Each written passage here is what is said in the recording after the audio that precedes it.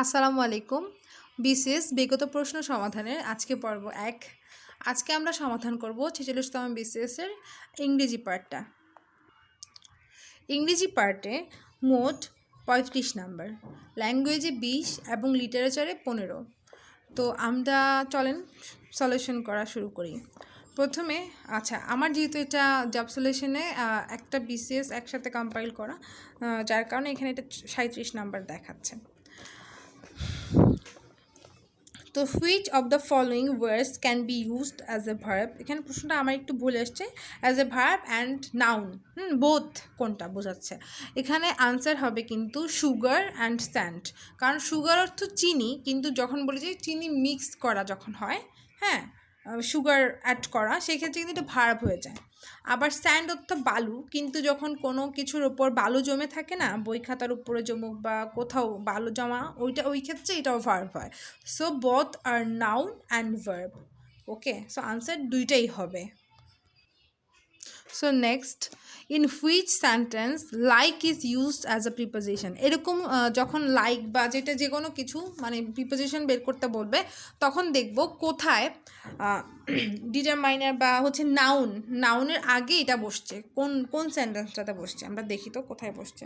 এটা তো ভার্ব, হ্যাঁ, এটাও না। এই দেখেন এখানে ঠিক লাইক এ ক্যাট, এই যে ঠিক এই জায়গাটাতে বসছে, ঠিক না? লাইক এ ক্যাট নাউনের আগে, সেক্ষেত্রে এটা প্রিপোজিশন। ঠিক আছে, এটা সব থেকে ইজি টু ফাইন্ড যে নাউনের আগে বসলেই প্রিপোজিশন হয়।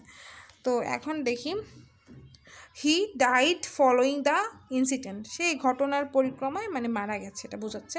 এখানে আন্ডারলাইন ওয়ার্ডটা কি? ফলোয়িং। আন্ডারলাইন ওয়ার্ডটা কি, কোন পার্টস অফ স্পিচ। তো সেই ক্ষেত্রে দেখেন সেম এই আগের রুলস, যে নাউনের আগেই বসছে সে, তাহলে সে প্রিপোজিশন। তো এরপরে আসেন যে writing a diary is a very good practice to develop the writing skill. এখন আপনি এই যেটা আন্ডারলাইন, এই যে ফ্রেজটা, এটা কি ইট দ্বারা রিপ্লেস করা যায়? এটা আগে দেখব। It is a very good practice, yes, খুব ভালোভাবে যাচ্ছে, তাহলে এটা নাউন ফ্রেজ। হ্যাঁ, তাহলে এটা অবশ্যই নাউন ফ্রেজ, বিকজ এখানে তো আমার কোনো ফিনিট ভার্বও নাই যে ক্লজ হবে, এবং ইট দ্বারা replaceable, so it's noun phrase. তারপরে আসি next, fill in the blank with the correct word. Okay, dash he lay on the ground groaning. Groaning অর্থ ক্রন্দন, মানে কান্না করা, সে মাটিতে শুয়ে গ্রাউন্ডে শুয়ে কান্না করছে। তো এখন এখানে আনসারটা আসলে যে অপশানগুলো, এটা মানে খুব কনফিউজড করে দিচ্ছে। কারণ হচ্ছে বি ইনজিওর্ড মনে হচ্ছে, আবার হ্যাভিং ইনজিওর্ড মনে হচ্ছে, ঠিক না? আসলে ইনজিওর্ড হচ্ছে একটা ট্রানজিটিভ ভার্ব, যার পরে আসলে ভার্ব লাগবে। হ্যাঁ, সে ভার্ব মানে যার পরে অবজেক্ট লাগবে। তো এখন কথা হচ্ছে বি ইনজিওর্ডটা হবে না। কেন হবে না? এখানে বিং ইনজিওর্ড হতে পারতো যদি আমি প্যাসিভ করতাম। এখন হ্যাভিং ইনজিওর্ডের ক্ষেত্রেও সেম, হ্যাভিংয়ের পর বিন হওয়া লাগতো, হ্যাভিং বিন, বিকজ যদি আমি প্যাসিভ করি তো বি ইনজিওর্ড তো না, প্যাসিভের রুলস অনুযায়ী বিং ইনজিওর্ড বা হ্যাভিংয়ের পর আবার বিন বসবে, বিন ইনজিওর্ড। এখন যেহেতু একটাও হচ্ছে না, সো ইনজিওর্ডটা এখন আমি কীভাবে ইউজ করবো? যে ভার্ব এগুলো তো বসাতে পারলাম না, সো এটা এখন অ্যাডজেক্টিভ ফর্ম আকারে এখানে বসাবো। ইনজিওর্ড হি, মানে হির অবস্থান বোঝাচ্ছে ইনজিওর্ড, সে কি আহত। Okay, I think it's clear. এখন এরপর হচ্ছে find out the meaning of the following phrase by and large. এটা 44-এরও আসছে এই কোয়েশ্চেনটা, তবে অপশানে মানে অপশানগুলো একটু চেঞ্জ করে দিচ্ছে আর কি। যেমন এর আগে আমাদের আনসার হয়েছিল যে মোস্টলি, হ্যাঁ, এখানে কিন্তু মোস্টলি নাই, কি আছে? On the whole. হ্যাঁ, এখানে অন দ্য হোল অর্থ অধিকাংশ ক্ষেত্রে, মূলত, সাধারণত বোঝাচ্ছে। সো বাই অ্যান্ড লার্জ অর্থ অন দ্য হোল, অধিকাংশ ক্ষেত্রেই বা মূলত এটাই বোঝাচ্ছে, এটাই মানে মূলত এটাই।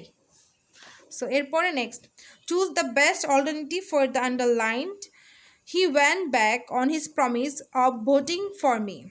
এখানে হি ওয়ান ব্যাক, এটা অর্থ কি? এটা অর্থ হচ্ছে কোনো মানে কথা না রাখা। ওয়ান ব্যাক অর্থ হচ্ছে ফিরিয়ে নেওয়া। ওয়ান ব্যাক, সে এটা আমাকে কথা দিয়েছিল বাট কথাটা ফিরাই নিছে, এটাই আর কি। তো উইথড্র, যে আমরা ফিরাই নিই না, যেমন কোথাও ব্যাংকের টাকা জমা রাখলে আবার উইথড্র করি না, ওইরকম আর কি। বা কাউকে কোনো কথা দিচ্ছি সেটা আবার ফিরাই নিছি, উইথড্র করা। সো এটা meaning equal to withdraw. Let the cat out of the bag means এটা আসলে ওই যে থলে থেকে কথা বের মানে বিড়াল বের হয়ে গেছে, মানে থলের বিড়াল বের হয়ে গেছে, মানে গোপন কথা রিভিল হয়ে গেছে বোঝায়। Reveal as secret carelessly. Next হচ্ছে he is a man to depend on. এখানে মানুষটা কেমন সেটা বোঝাচ্ছে। টু ডিপেন্ড অন বিশ্বাসযোগ্য, সে একজন মানুষ যে বিশ্বাসযোগ্য।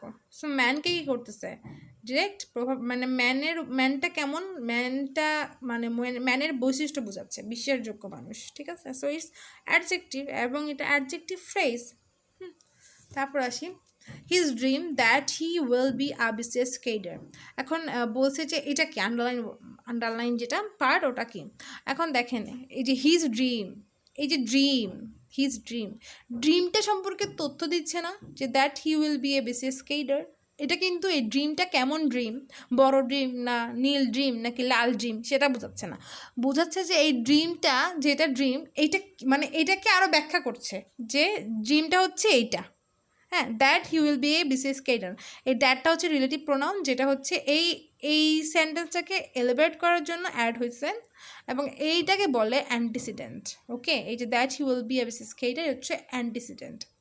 সো অ্যান্টিসিডেন্ট কিন্তু কি হয়, এটাও কিন্তু নাউন, এটা হচ্ছে একটা নাউন এবং এটা হচ্ছে ক্লজ, যেহেতু এখানে একটা ফিনিট ভার্ব আছে উইল, সো এটা হচ্ছে নাউন ক্লজ।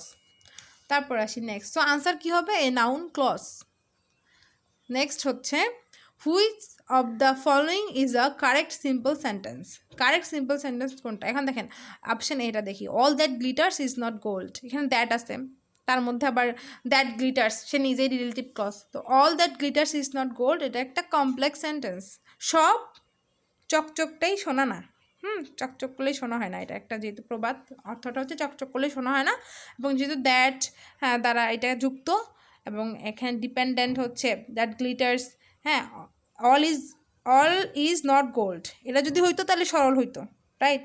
যদি all that glitter is not gold, এখানে একটা রিলেটিভ ক্লজ আছে, সেই ক্ষেত্রে এটা কি, এটা একটা complex sentence. All is well that is well, এটাও কমপ্লেক্স সেন্টেন্স সেমভাবে।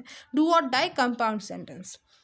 I saw an old man walking past me, এখানে কিন্তু পাঁচটা প্রিপোজিশন, আমি একটা বৃদ্ধ মানুষকে দেখলাম যে আমার পাশ দিয়ে হেঁটে গেল, সো এটা একটা simple sentence, so simple. So এরপর আসি 47 নং প্রশ্নে, which is the correct complex form of the sentence, কোনটা মানে হচ্ছে কারেক্ট কমপ্লেক্স সেন্টেন্স, ঠিক আছে। কমপ্লেক্স সেন্টেন্সে কী থাকে আমরা বলছি, রিলেটিভ প্রোনাউন থাকে। এখন রিলেটিভ প্রোনাউন আছে এইখানে 3টে সেন্টেন্সে আছে, একটা বাদ দিতে পারছি। তো দেখেন এখানে a man who is corrupt can not respect others, তো এখানে আমার যে উইন এটা কোথায় গেল, এই শব্দটা তো এখানে নাই। So a man who is corrupt can't win the respect of others, so it's correct answer.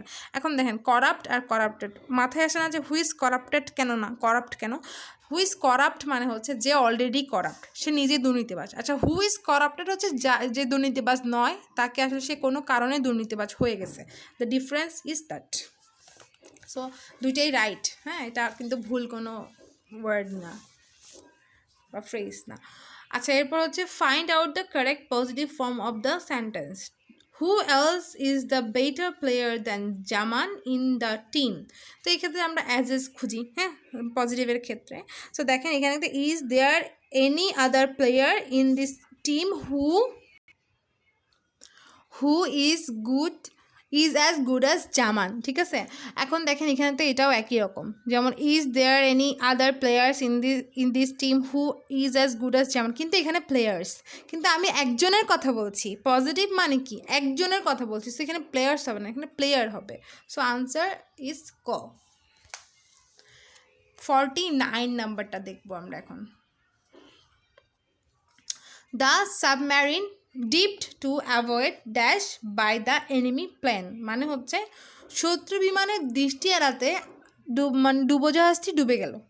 এখন জাহাজ কি নিজে নিজে ডুবতে পারে, তাকে তো অবশ্যই তার যে বৈমানিক তো না, ডুবোজাহাজ তার যে নাবিক সেই তো মানে কী করছে, ডুবাইছে না।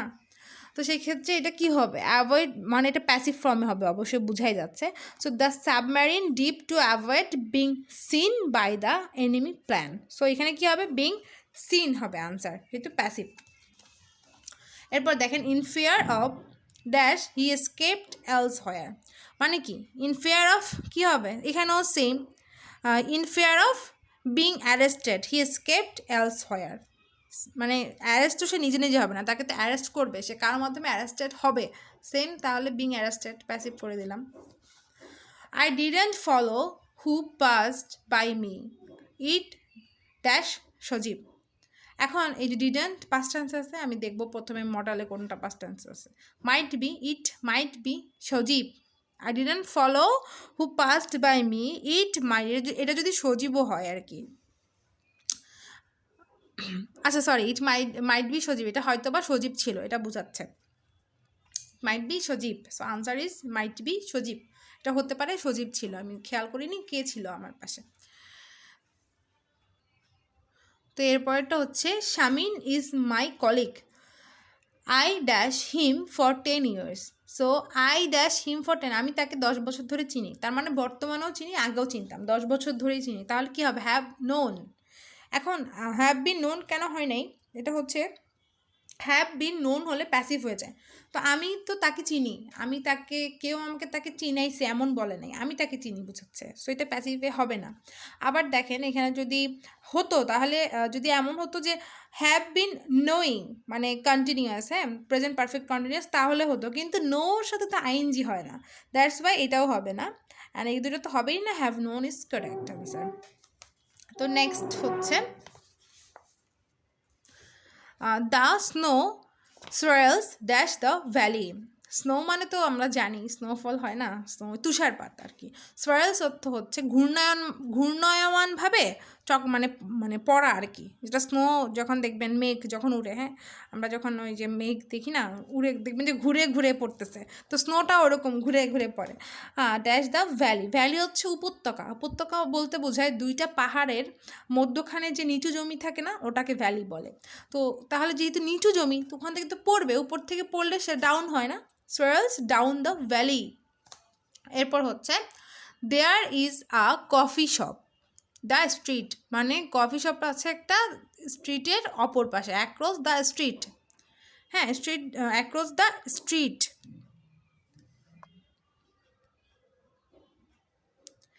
তারপর হচ্ছে দেখেন he identify the correct sentence, এটা কিন্তু ন্যারেশন এবং এটা কিন্তু ইম্পর্ট্যান্ট, কারণ এটা আমার কাছে একটু ডিফারেন্ট লাগছে, হয়তো বা আমি ভুলে গিয়েছিলাম। এটা হচ্ছে যে দেখেন কি বলছে, রিপোর্টিং যে ভার্ব, আমাদের রিপোর্টিং ভার্বটা কিন্তু এখানে প্রেজেন্ট টেন্সে মানে হ্যাজ, তো সেক্ষেত্রে যেটা হবে has told, he has told me, reporting verb যদি প্রেজেন্ট টেন্সে থাকে সেক্ষেত্রে কিন্তু আমাদের রিপোর্টেড স্পিচটা কি হয়, পরিবর্তন হয় না, রিপোর্টিং স্পিচটা পরিবর্তন হয় না। ওকে, তাহলে he has told me that he will go but I will stay here in Dhaka, এটা কিন্তু আনসার। ওকে, এটা একটু ভালো করে দেখবেন। এরপর হচ্ছে the room was darkened by switching off all the lights, এখানে কি বলছে আসলে, কোনটা রাইট সেটা হয়তো বা বলছে।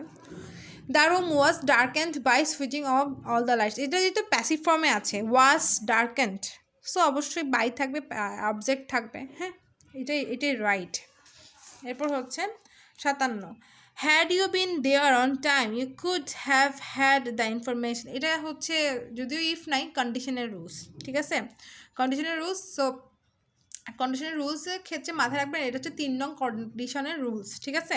যেমন হ্যাড ইউ বিন দেয়ার মানে হচ্ছে পাস্ট পারফেক্ট, সো এখানে কী হবে ইউ কুড, এরপরে হ্যাভ ভার্বের 3 নম্বর ফর্ম দ্য ইনফরমেশন, সো এটা কারেক্ট। কন্ডিশন বা আসলে গ্রামারগুলো তো আসলে রুলসের উপর ডিপেন্ড করে, আমার সেন্টেন্স কী হয়েছে এইসব না রেখে আমি মানে আমার কমন পড়ছে পড়ে নেই এটা না, আসলে রুলসগুলো মাথায় রাখতে দেখবেন একটা না একটা রুলসে আপনি ফেলতে পারবেন।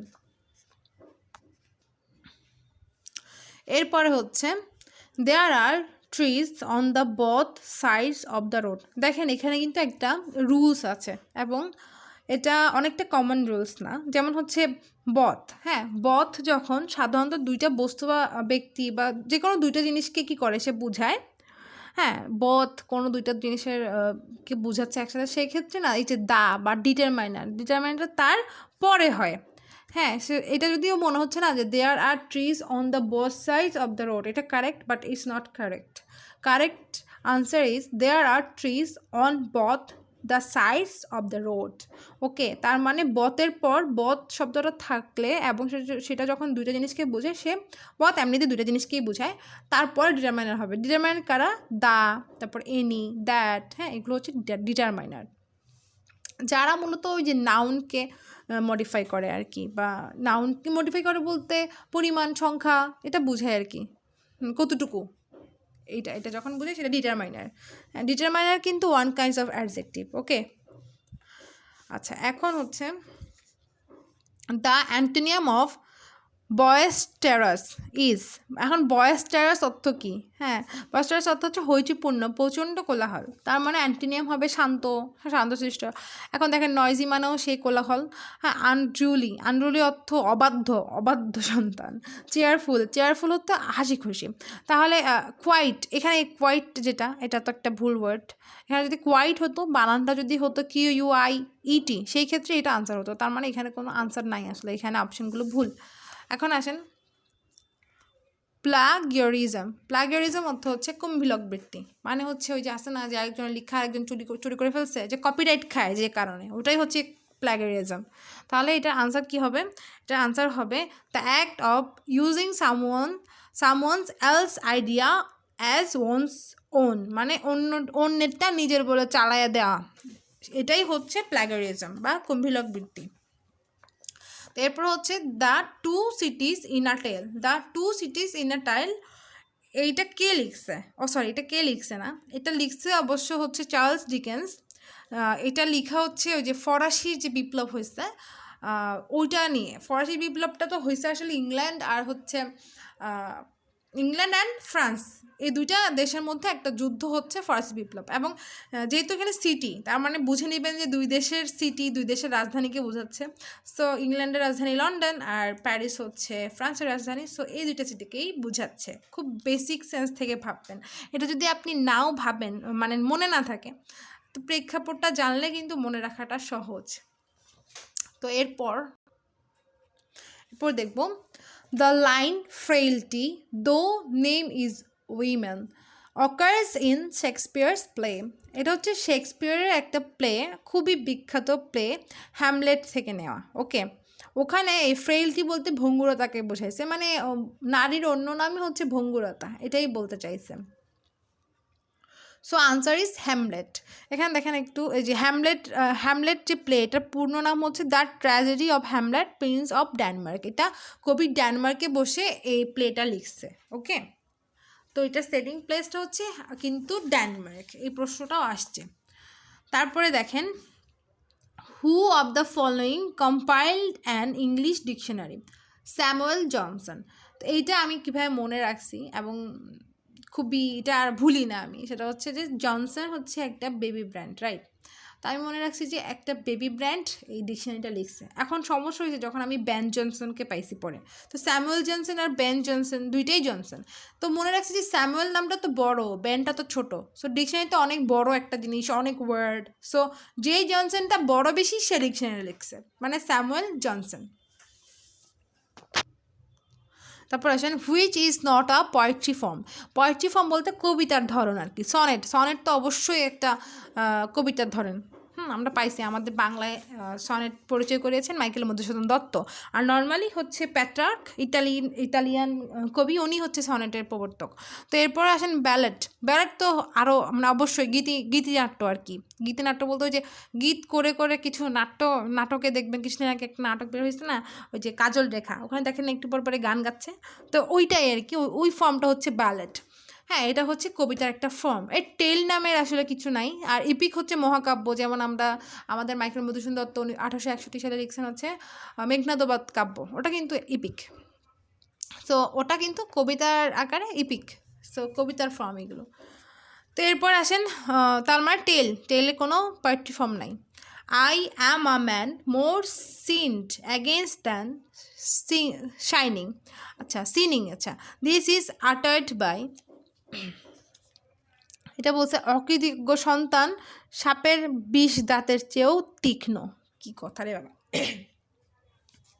এটা কিং লেয়ার বলছে, কিং লেয়ার, ঠিক আছে। এটা একটা ট্রাজেডি, এটা মূলত একটা অ্যারোগ্যান্ট রাজা, তার করুণ পরিণতি দেখানো হয়েছে আর কি, যে এরপর সে বলছে অকৃত, মানে এটা ওই ওই ড্রামাটারই লাইন আর কি, যে অকৃতজ্ঞ সন্তান সাপের বিষ দাঁতের চেয়েও তীক্ষ্ণ তীক্ষ্ণ।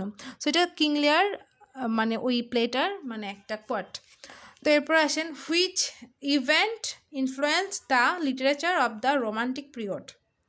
আচ্ছা, এটা হচ্ছে ফ্রান্স লিবারেশন রেভুলেশন, মানে হচ্ছে ফরাসি বিপ্লব আর কি, যে একটু আগে আমরা দেখলাম না the tale of two cities, ওটাই আর কি। ফ্রেঞ্চ লিবারেশনটা হয়েছে হচ্ছে কত সালে, 1781 সালে হয়েছে ফ্রেঞ্চ রেভলিউশন। তার পরিপ্রেক্ষিতে মানে এই যে 1798 সালে the preface to lyrical ballads প্রকাশের মাধ্যমে, হ্যাঁ, আর 1798 সালে the preface to lyrical ballads প্রকাশের মাধ্যমে ইংরেজি সাহিত্য রোমান্টিক যুগের সূচনা করে। এবং ওটা কে লিখছে, ওরা দুইজন কলাপ করে লিখছে, ওটা উইলিয়াম ওর্ডসওয়ার্থ এবং অ্যাস্টি কলারিজ, ঠিক আছে, ওনারা দুইজন কি কোলাবোরেশন করে এটা লিখেছেন। এরপর আসেন, the author of a farewell to arms, এটা কে লিখেছেন, এটা লিখেছেন হচ্ছে আর্নেস্ট হামিংওয়ে। উনি কিন্তু অনেক ইম্পর্ট্যান্ট একজন রাইটার, হ্যাঁ, প্রায় আসে ওনার থেকে প্রশ্ন, এ ফেয়ারওয়েল টু আর্মস, তারপরে আরও আসে, আমি দেখাচ্ছি, the old man and the sea, খুবই ইম্পর্ট্যান্ট।